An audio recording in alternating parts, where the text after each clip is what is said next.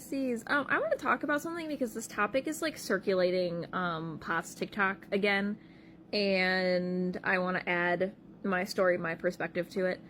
So if y'all have ever seen Allison on here, we love her so freaking much. She's one of my favorite people on the planet. She just did a video talking about her experience with another tilt table test because they decided to put her through a second one. And their lack of informing her that it was gonna happen and zero prep. And I wanted to talk about it because that's not how a tilt table is supposed to go at all. And then I commented on that video talking about that, and so many people were commenting like, oh my god, they didn't tell me any of this. What? Or people were like, oh my god, thank you, because they told me nothing and I have mine. So I want to talk about it. So for your tilt table test, there is prep. If they tell you, oh no, you don't gotta do anything, just come in the morning for your tilt and you'll be fine. No, there's prep. There is prep. If they are letting you continue to drink electrolytes and take your beta blocker before your tilt table, there is a very good chance you're going to have a false negative. Because those are the things that make you not flare. They need to know what your POTS looks like without the help. So, if you're on beta blockers, you're supposed to not stop taking them up to 7 days before it. I've seen doctors do different numbers. Mine told me 7, but I wasn't on any yet.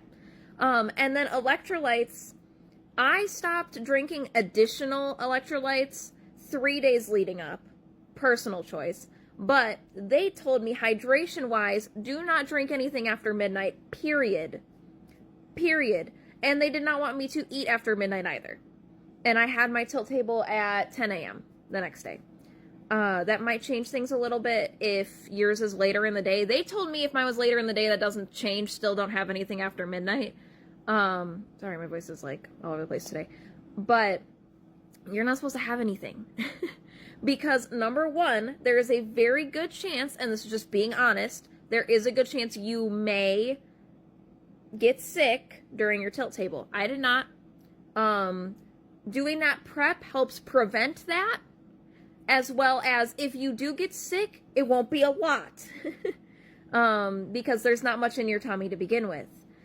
Also, it's a good thing to not let you have anything, because if you do pass out during your tilt table, that's, you know, it's not the best thing to get sick and pass out at the same time. So, the other thing, again, the electrolytes are going to help you and help your heart rate and help you not show a positive result. So you need to not have them, because they need to know what your body was like at a baseline without the additional help, because that help works because you have it. The other thing that I do want to say that I've seen people confused on, because doctors confuse the crap out of them and it's so upsetting. You do not have to pass out to have POTS. Technically, depending on the doctor, they may say that your tilt was negative but still showed evidence of POTS. If they're telling you it's negative, all that meant is you did not pass out. However, mine just told me straight up, yep, you have POTS, it showed it. There's also different ways a tilt table can go.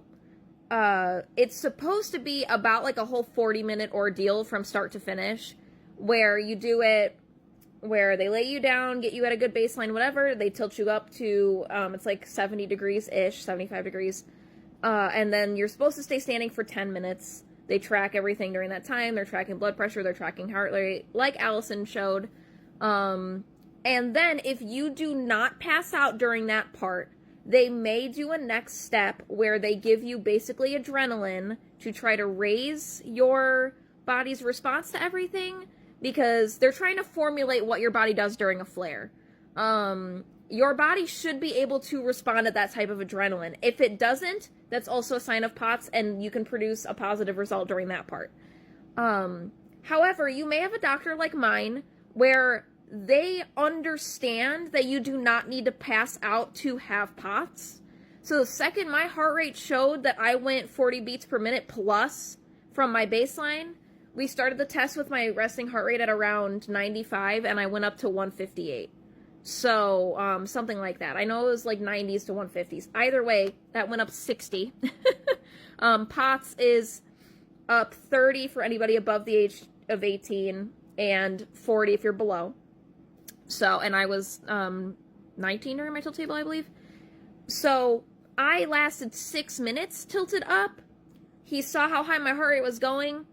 It was proving POTS. He was uncomfortable continuing the test. He laid me back down.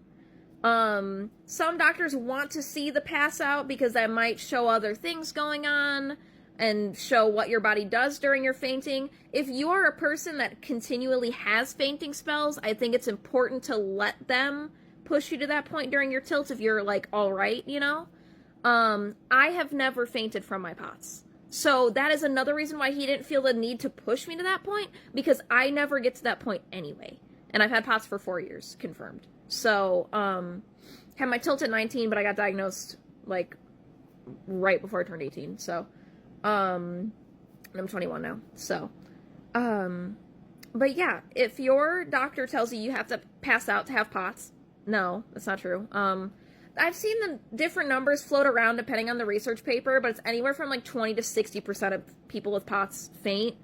I believe it's on the lower end of that group of numbers, from just my own talking to other people that have POTS and, you know, what I see on the internet. I believe it leans probably like 40% personally. But yeah, you do not have to faint to have POTS. And I've also been seeing, there's a lot of talk on here now about having a histamine intolerance. And a lot of what people are saying about histamine intolerance is actually really dangerous.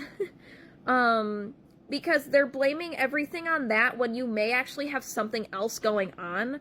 I saw a video of a woman talking about, oh, you don't have MCAS, you just have a histamine intolerance. I'm going to hold your hand when I say this.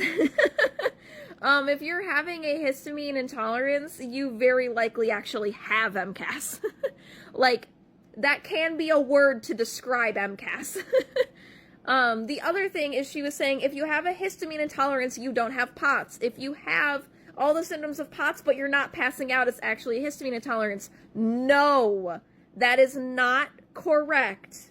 If you ask any medical professional that actually knows what they're talking about, they are going to tell you that is not correct. However, your histamine levels do matter if you have something like MCAS and POTS. Personally, my MCAS is part of my POTS flares. If I am having a histamine dump, a histamine reaction, when my medications were not correct to control my reactions, my POTS was flaring monumentally worse.